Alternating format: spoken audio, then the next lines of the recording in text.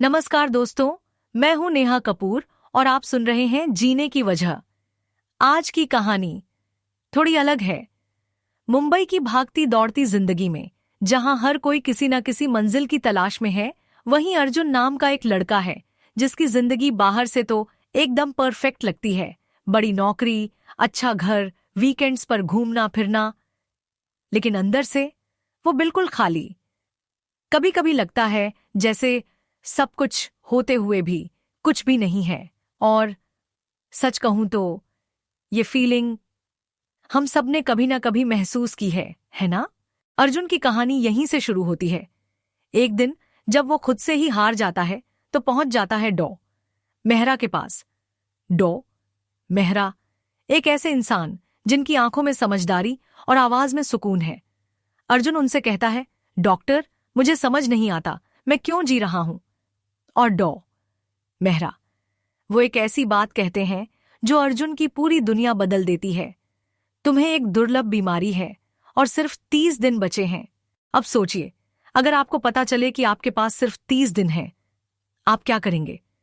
अर्जुन के लिए ये एक झटका था, लेकिन कहीं ना कहीं ये सवाल हम सबके लिए भी है। हम क्यों जी रहे हैं? क्या हमारी वजहें बाहर से आती हैं या अंदर से? कभी कभी बाहरी हालात हमारे अंदर की सोच को पूरी तरह बदल देते हैं।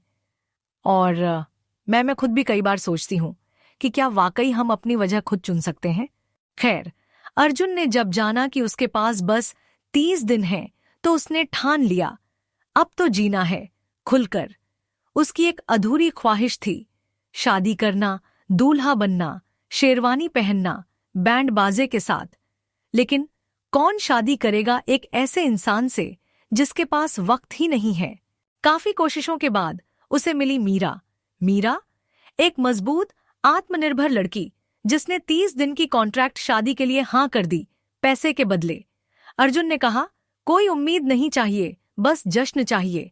और फिर शुरू हुई शादी की तैयारियां, घोड़ी, बैंड बाजा, सब कुछ। अर्जुन ने घुटनों पर बैठकर मीरा को प्रपोज किया और मीरा वो भी धीरे धीरे अर्जुन के करीब आने लगी। दोनों ने हर पल को खुलकर जिया, बारिश में नाचे, वादियों में घूमे, हंसे, रोए। मीरा को हैरानी होती थी कि कोई इतना प्यार और इज्जत कैसे दे सकता है जब उसे पता है कि सब कुछ बस कुछ दिनों का है। और यहीं पर मुझे अपनी काउंसलिंग के दिनों की एक बात याद आती है। एक क्लाइंट था जो बहुत परेशान था। उसे लगता था कि उसकी जिंदगी में कोई उम्मीद नहीं बची। मैंने उससे कहा था, चलो सिर्फ एक हफ्ते के लिए एक छोटा सा गोल सेट करते हैं। और यकीन मानिए, उस एक हफ्ते ने उसकी सोच बदल दी। कभी कभी छोटी छोटी डेडलाइंस या छोटे गोल्स हमें जीने की असली वजह दे देते हैं। अब कहानी का सबसे बड़ा मोड़ आता है। 47वां दिन। अर्जुन चुप रहने लगा, मीरा से नजरें चुराने लगा। मीरा ने कहा, मुझे पैसे नहीं चाहिए, मुझे तुम चाहिए। लेकिन अर्जुन वो बस कहता है, तुम समझोगी नहीं, मैं मरने वाला हूं।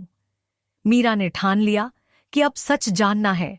28वें दिन दोनों पहुंचे मेहरा के पास और वहां सच सामने आया। मेहरा ने मीरा को बताया, अर्जुन को कोई बीमारी नहीं है, वो बस अकेलापन और डिप्रेशन से जूझ रहा था। अगर मैंने उसे 30 दिन वाली बात नहीं कही होती तो शायद वो खुद को खो बैठता। अर्जुन ने सब कुछ सुन लिया। और यहीं पर असली बात सामने आती है।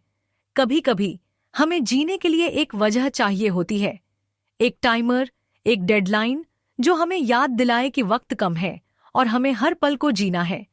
अर्जुन की सोच बदल गई, जैसे बहुत से लोगों की बदल जाती है जब उन्हें कोई झटका या नया नजरिया मिलता है। तो दोस्तों, आज की कहानी यहीं खत्म होती है। लेकिन सोचिए, क्या हमें जीने के लिए हमेशा किसी बड़े झटके की जरूरत है, या हम खुद अपनी वजह ढूंढ सकते हैं? अगले एपिसोड में हम एक नई कहानी के साथ फिर मिलेंगे। तब तक अपनी वजह ढूंढिए और खुलकर जिए। धन्यवाद।